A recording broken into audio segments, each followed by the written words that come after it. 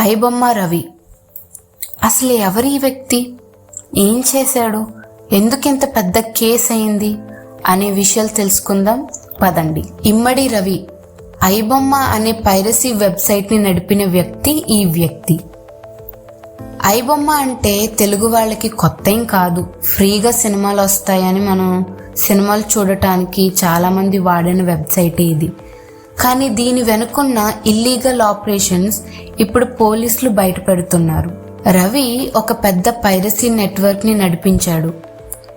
65 కంటే ఎక్కువ mirror websites, దాదాపు 21,000 సినిమాలు, ఇంకా నువ్వు నేను థియేటర్కి వెళ్ళక ముందే ఆ సినిమాల లింక్ ఐబొమ్మలో కనిపించేది.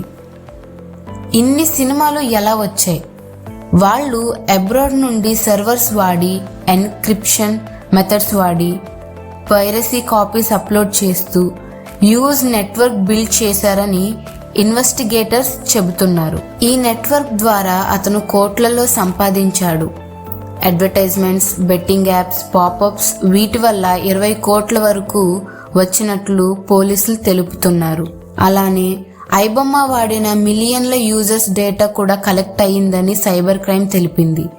ఇది చట్టపరంగా చాలా పెద్ద సమస్య అని తెలుస్తుంది. అతను అక్రమంగా డబ్బును సంపాదించాడని పోలీసులు చెప్తున్నారు. కానీ సోషల్ మీడియాలో చాలామంది తను కరెక్టే చేశాడు, ఎఫర్ట్ చేయలేని వాళ్ళందరూ ఫ్రీగా చూసేలా తను కల్పించాడు అని చెప్పి డిఫెండ్ చేస్తున్నారు. ఐబొమ్మ రవి కరెక్ట్ అంటే లైక్ చేయండి, అలాగే మీ అభిప్రాయాల్ని కమెంట్స్లో చెప్పండి.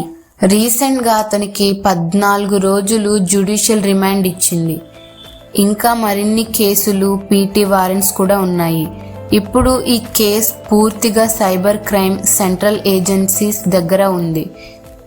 చూడాలి ఇది ఎలా జరుగుతుందో. దీనిపైన అది కరెక్టా రాంగా మీ అభిప్రాయాన్ని చెప్పండి.